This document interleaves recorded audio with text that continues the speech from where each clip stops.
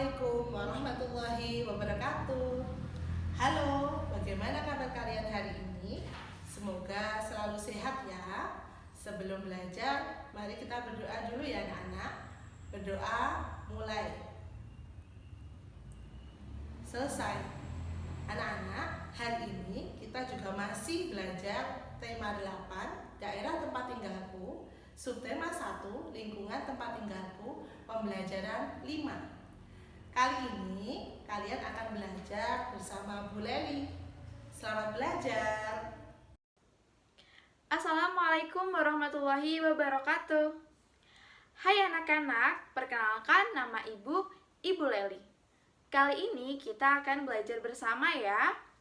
Yuk kita belajar dengan penuh semangat. Agar lebih semangat lagi, mari kita tepuk semangat. Tepuk semangat. Semangat. Yuk, kita mulai pembelajaran kelima. Tujuan pembelajaran kelima hari ini, yang pertama, dengan kegiatan mengamati peta, kalian dapat mengetahui daerah tempat tinggal kalian. Yang kedua, dengan kegiatan membaca cerita teks fiksi, kalian dapat mengetahui cerita rakyat dari suatu daerah dan mencermati tokoh-tokohnya. Yang ketiga, dengan kegiatan menyanyikan lagu daerah, kalian dapat menyanyikan lagu daerah dengan ketepatan tempo dan tinggi rendah nada. Di sini ada gambar seorang anak bernama Benny. Keluarga besar Benny berasal dari Medan, Sumatera Utara. Namun, ayah dan ibu Benny merantau dan menetap di Jakarta. Ada juga paman Benny yang merantau ke Jambi. Paman Benny ini bernama Tagor. Tahukah kamu Pulau Sumatera itu terletak di mana ya? Nah, anak-anak, di sini Bu Leli punya peta Pulau Sumatera. Kalian juga bisa melihatnya di buku paket halaman 40. Di situ ayo mengamati. Yang pertama, lingkarilah letak tempat tinggal Paman Tagor yang ada di Jambi. Nah, yang ada di Jambi, Ibu lingkarin berwarna biru ini ya anak-anak. Lalu lingkarilah tempat tinggal keluarga besar Benny yang ada di Medan. Nah, untuk yang di Medan, Ibu lingkarin berwarna merah. Nah, kalian carilah gambar di peta Indonesia, kemudian kalian lingkarilah letak daerah tempat tinggal kalian masing-masing ya. Benny dan keluarga mengunjungi Paman Tagor. Nah, Paman Tagor ini tadi itu kan tinggal di, benar sekali, Paman Tagor tadi tinggal di Jambi. Nah, rumah Paman Tagor ini di lingkungan perkotaan. Meskipun tinggal di kota, lingkungan rumah Paman Tagor ini tuh bersih dan asri. Masih banyak pepohonan di lingkungan tempat tinggalnya Paman Tagor. Jadinya udara itu masih bersih dan lingkungannya pun juga masih asri. Begitu ya anak-anak. Nah, Paman Tagor ini tinggal bersama istri dan kedua anaknya. Kedua anak Paman Tagor ini bernama Gultom dan Puspa. Benny senang sekali bisa berlibur di rumah Paman Tagor. Nah, Paman Tagor ini memiliki banyak sekali koleksi buku-buku. Nah, buku-bukunya ini ditata rapi dan disimpan di perpustakaan rumahnya. Gultom dan Puspa, anak dari Paman Tagor tadi, itu sering mengajak Benny membaca buku di perpustakaan rumahnya. Nah, mereka sangat senang sekali membaca buku cerita. Tahu gak sih buku cerita yang mereka sering baca dan mereka suka itu apa? Yaitu buku cerita tentang kisah Putri Tangguh. Kalian sudah tahu belum cerita tentang kisah Putri Tangguh? Yuk kita baca bareng-bareng di buku paket halaman 44 sampai dengan 46. Kisah Putri Tangguh. Putri Tangguh tinggal bersama suami dan ketujuh anaknya di daerah Jambi. Putri Tangguh memiliki sawah yang ditanami padi. Anehnya, setiap selesai panen, padinya selalu muncul dan siap untuk dipanen kembali. Bahkan, ketujuh lumbung Putri Tangguh hampir penuh untuk menampung hasil panennya.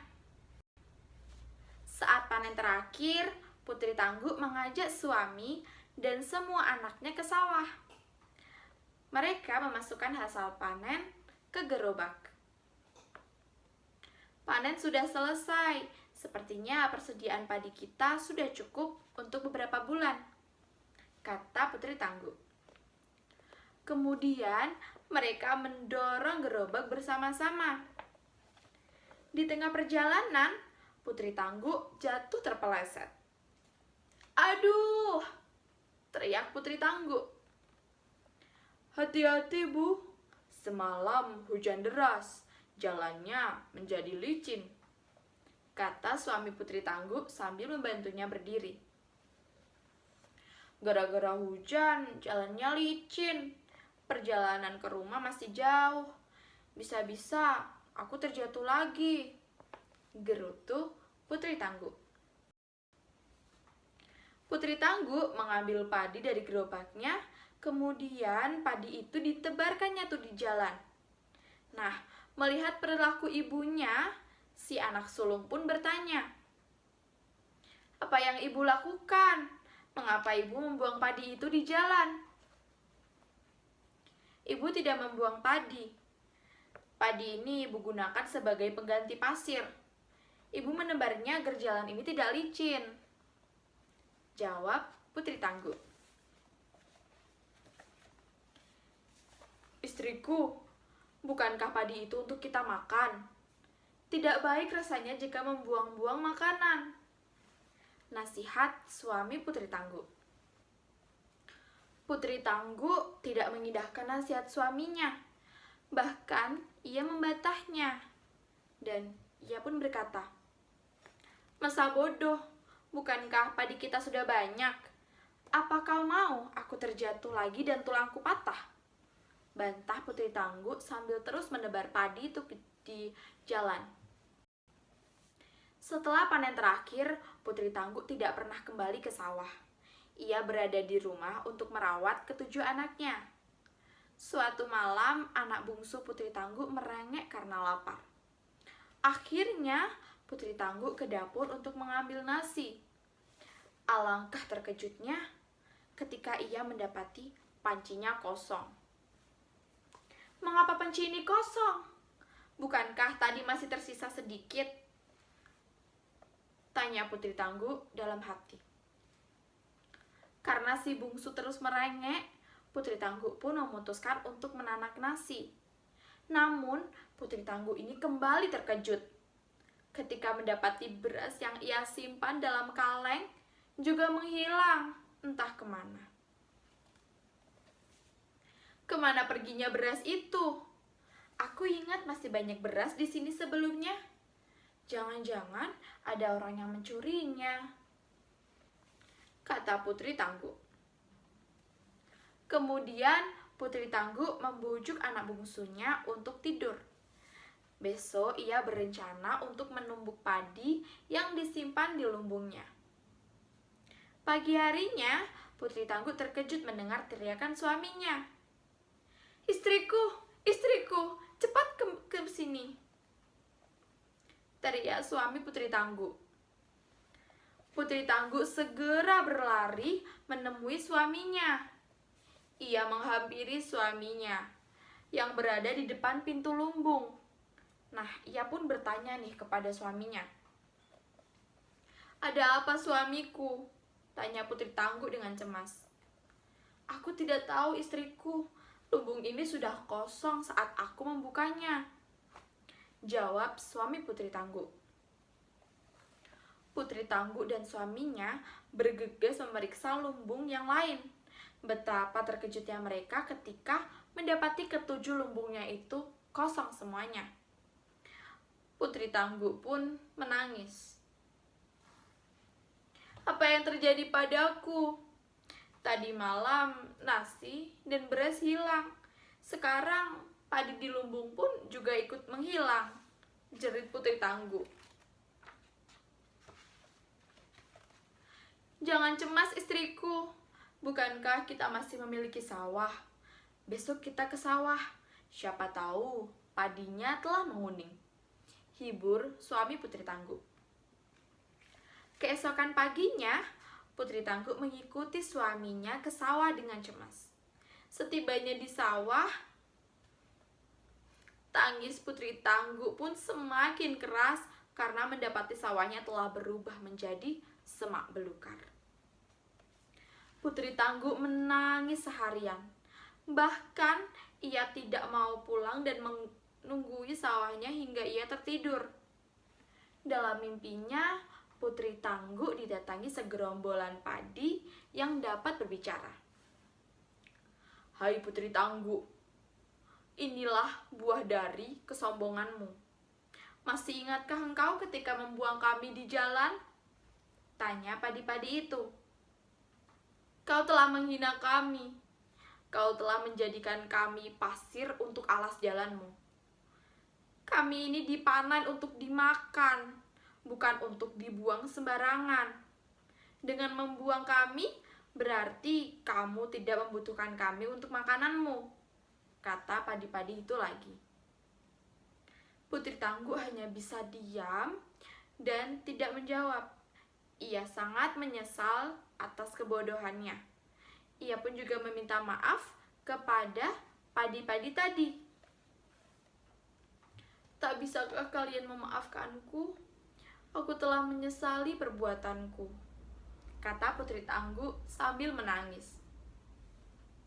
Sekarang kau dan keluargamu harus bekerja keras.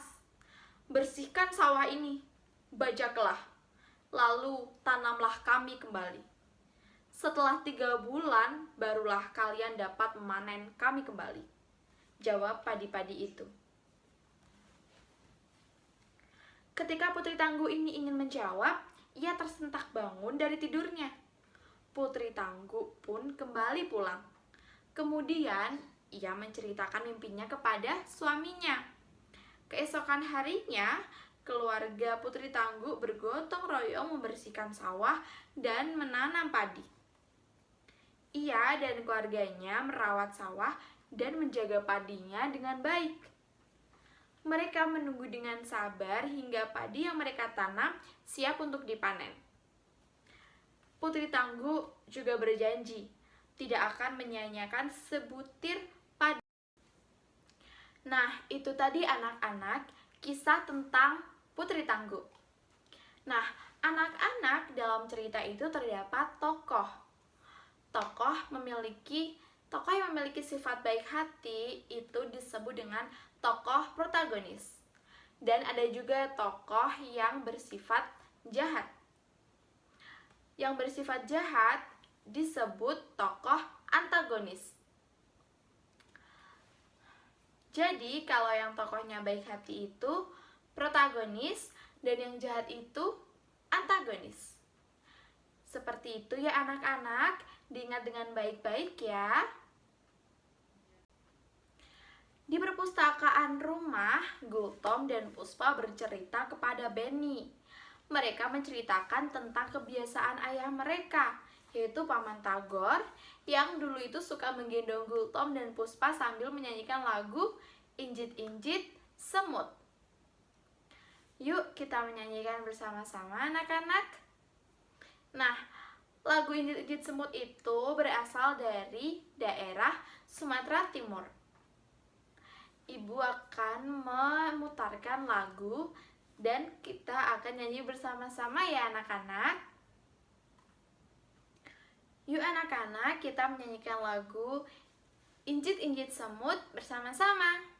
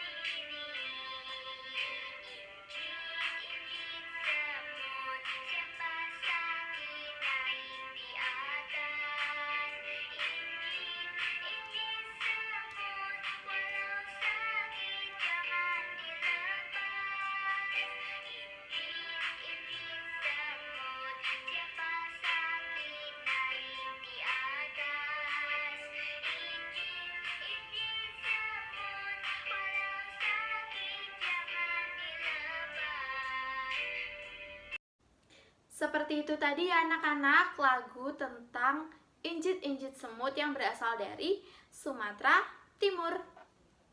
Nah, bernyanyi dengan baik itu membutuhkan teknik loh anak-anak, seperti intonasi dan tempo. Nah, intonasi itu merupakan cara bernyanyi mencapai ketepatan bunyi tiap nadanya.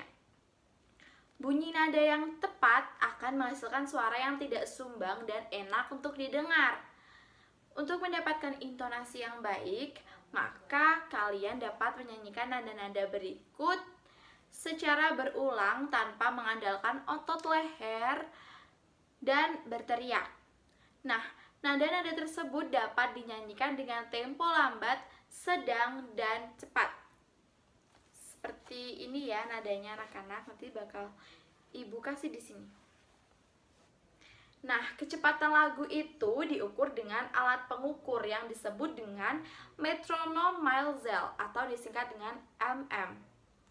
Metronom Maelzel ini akan memberikan petunjuk seberapa cepat atau lambatnya sih lagu itu dinyanyikan. Nah, sebagai contoh lagu, Timang-timang anakku sayang, ditulis dengan tempo andante. Kecepatan tempo andante yaitu 72 sampai dengan 76 mm. Artinya lagu harus dinyanyikan dalam kecepatan 72 sampai 76 ketukan yang tetap dalam waktu 1 menit. Nah, mm 72 sampai 76 ini termasuk tempo sedang.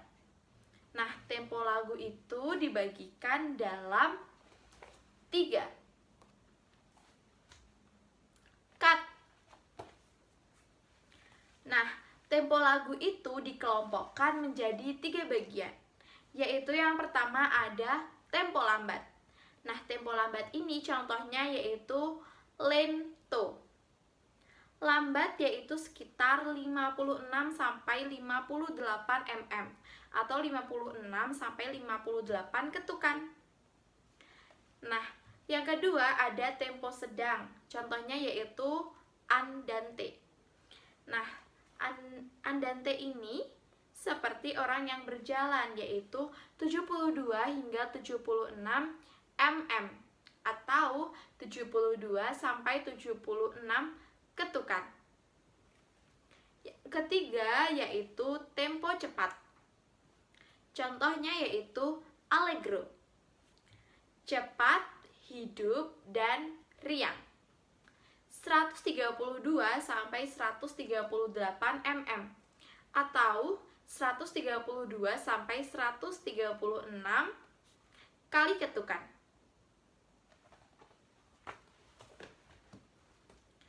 Seperti itu materi yang dapat Bu Leli sampaikan. Ada kurang lebihnya, mohon maaf ya anak-anak. Wassalamualaikum warahmatullahi wabarakatuh. Ya anak-anak, alhamdulillah kita hari ini sudah belajar tentang banyak hal. Semoga pembelajaran kita selalu diberkahi Allah ya. Terima kasih. Wassalamualaikum warahmatullahi wabarakatuh.